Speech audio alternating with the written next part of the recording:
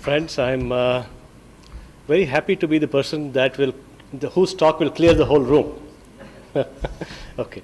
Now, when Mr. Raman asked me to come and share some of our machine perspectives in this forum, I was a little ambivalent because a lot of automation really contextually applies to big, like what he mentioned, process plants and fertilizer plants and continuous manufacturing plants. We come from the discrete manufacturing industry, where the machines that we build typically tend to be standalone machines. They may be interconnected in some fashion, but they are largely standalone.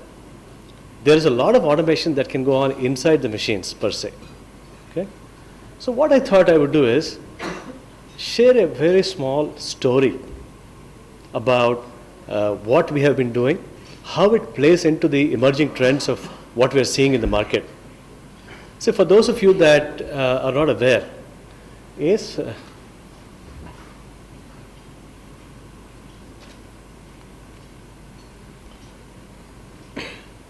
Micromatic is actually a group of companies which is currently India's leader in CNC machines and automation products. We are India's largest manufacturer in our space. Now, the industry itself relatively is a very small industry, but it is an industry with a very significant footprint and an impact. There is a 1:100 capital gearing. For every rupee of CNC machine purchased, there's about 100 rupees of economic value add produced. So it's a mother industry, and as part of this industry, we've been very fortunate to have played a key role in actually pushing CNC in India. Back in the early 80s is when we started to produce our first CNC machines, and we have played a significant part in making sure that CNC technology really took root well in India. In addition to that, there is a software company in the group, which again people are calling this manufacturing intelligence. Now, we didn't know what to call it when we started that in India, but we said let's help people improve their productivity and profits on the shop floor. Okay. As a group, we are about 1,500 crores, 3,000 people, and we believe that we should be in the global top 10 in maybe not 2020, but perhaps the recession having knocked off a couple of years, but maybe by 22 or 23. Okay? That would place us in a vantage point where, see, if you looked at in the early 2000, there was no Indian company that was in the global top 100. We came into the global top 100 in the early 2000s. And then there's been a steady climb. We are right now around 50 or 51. And we believe that with a series of things that we are planning to do, we should be in the global top 10. Okay. And the way we have done that is the good old-fashioned, time-trusted way. We are a homegrown set of companies, no technical collaboration with anybody. Everything is from scratch, and we continue to be that way. And we are very heavily centered on business ethics. Till date, I can proudly state that not a rupee or a paisa has been paid for anything. Not an electricity connection, not land acquisition, not anything. Not orders, definitely. Also, it so happens that we have a very small share of our revenue coming from government and public sector. Okay. So the group has 5 OEMs, and that's the reason why I'm giving you this background. There are 5 OEMs, each focused on a particular space of products, and there's also half a dozen component manufacturing companies which are either tier 1s or tier 2s. Okay? So the perspective that we bring is not only from India, but we've also been a fairly successful exporter of what we do all around the world. Again, I mean, it's not a big percentage of our revenue yet, but it's continuing to grow. So the perspective that we bring is from the global footprint that we have, as well as an extensive pan-India footprint that we have, where pretty much almost 40 cities in India we operate, and we are able to promise our customers a mean time of just 2 hours to respond, which is a historical feat for our industry. Okay. We operate pretty much in the general engineering and automotive industry. For instance, in automotive, almost 70% of the turned parts in India are made on our machines. And in India, we have almost a 50% market share. The other 50%, there's about 75 competitors, both domestic and foreign. Okay. And I don't want to go into all this, we're all experiencing this. The bottom line is, manufacturers need to do something very different and very sustainable to even continue to grow with all the challenges that we have. The trends that we are seeing is, there is one set of requirements which is high volume. And in high volume, we are seeing an increasing setup of flow line or single piece production, where it could be conveyors, either manual or automated. Okay. We are also looking at trends where automation is brought in mainly for material handling. Right? But one thing is about automation. I know I'm not going to be very popular when I say this, because it's supposed to be an automation forum. The one thing about automation is, unless there is a very strong control on input quality, you're only going to automate rejections. Yes? And that is one of the issues as far as we are seeing in our space in India and a lot of the emerging countries. For instance, you take a raw material piece that comes in to get machined. If that raw material is off by even say 10 microns or 20 microns, all the programming that is done goes for a toss. And you cannot automate that. That's where, when we look at automation in the discrete manufacturing industry, we need to go several steps backwards and make sure that our input quality is so well controlled that it lends itself to automation. Otherwise, you're only guaranteeing a lot of rejections. So, for instance, what we have done, we have recently commissioned a campus about 30 kilometers from here, where we have set up what might be the most modern foundry in India. Not the largest, but the most modern foundry, because that's a very critical input for our machines. Though it appears on paper that the per ton cost is a little higher than what it normally would be from a standard foundry, but the value addition more than takes care of that, because we're able to do heat treatment and stress relieving and so many other processes that are important for a good quality product. And unless we do that, you cannot automate. Okay.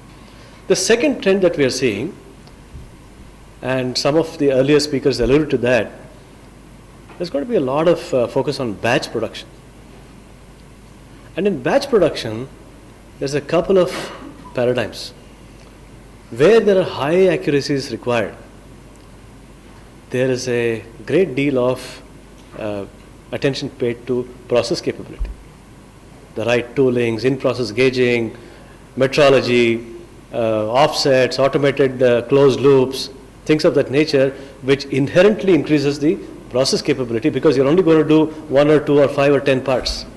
For example, one of our component companies actually produces parts for the PSLV rockets. It's a very high, it's just one such part that's produced, and you've got to get it right the first time. There is no second time. Right? So that is one trend where there's very high accuracies required.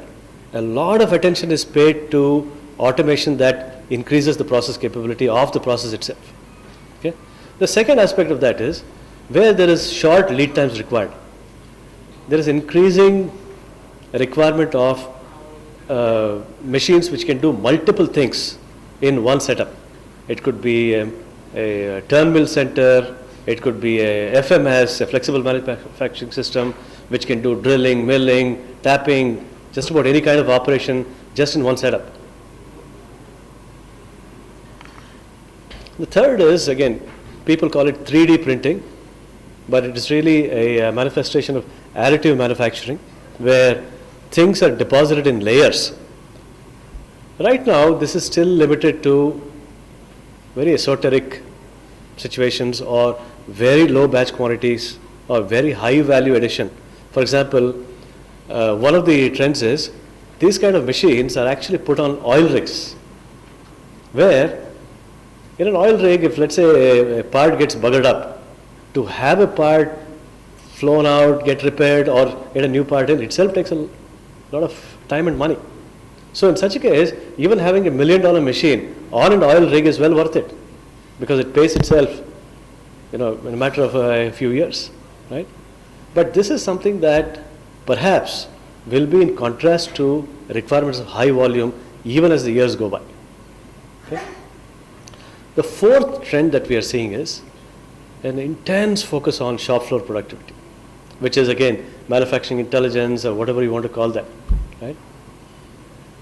And of all these things, again, each of these is very large and deep topics. I cannot do justice in a few minutes. The one topic that I would like to perhaps touch upon is the last topic, which is how do you get shop floor productivity? And here, the results can be pretty dramatic. Somebody mentioned transformation, right? What we have seen on shop floors, discrete manufacturing shop floors, the true efficiencies can be as low as 30%.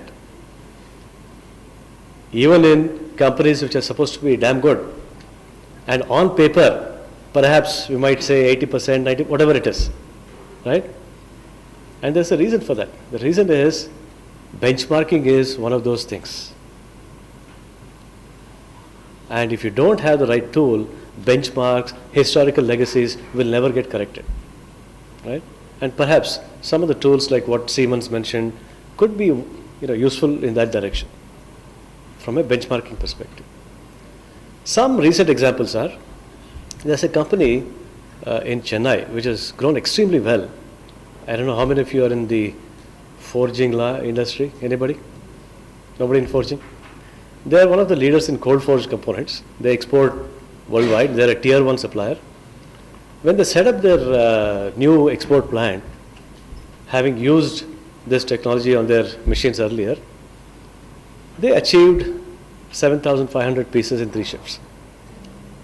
After using this kind of technology and the analytics and all those things rigorously and taking care of the root cause issues, they're getting 13,000 in 2 shifts. I mean, that's it. Is that a transformation or no? And what they've done is, OPEX of third shift is gone because third shift doesn't exist anymore. Right? There's another company in Pune. Some of you from Pune. Huh? Again, they're a good tier 1. It's not that they don't know the business. They were producing something like that in 3 shifts. And they've improved by almost 25-30%. This is the kind of transformation that is going to drive the competitiveness of our industry. And this is what's going to aid in getting our manufacturing GDP to 25%. And the real growth rates of manufacturing has got to be closer to 15% to achieve that. And the only way to achieve that is greater competitiveness. And we are starting to see this trend happen where a lot of companies used to get certain parts from China initially. We are seeing, especially in the last 1 year, some of those parts are coming back to India. Okay? And we're very happy to see that. And what's aiding that is really the confidence of our companies to really raise their game in doing this kind of things. Okay? And we are playing a small part in helping that with our solutions. Okay? So what we are doing,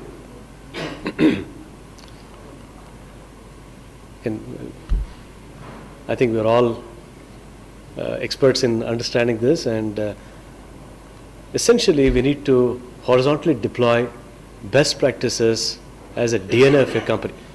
And for that, the part that we play is in the black hole in the middle, which is not touched by PLM, PDM, ERP, any of those things. And that would really connect the shop floor to the top floor, finally. Okay?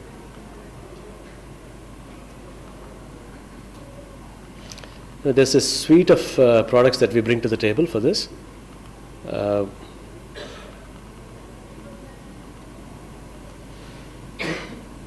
What we do is, from virtually any asset on the shop floor, we, using a variety of data acquisition techniques, some sensory, some non-sensory, some agent-based, we collect all this data into a central server, which is the data collection analytics engine, and distributes the data out to whatever processes or systems require the data. Okay?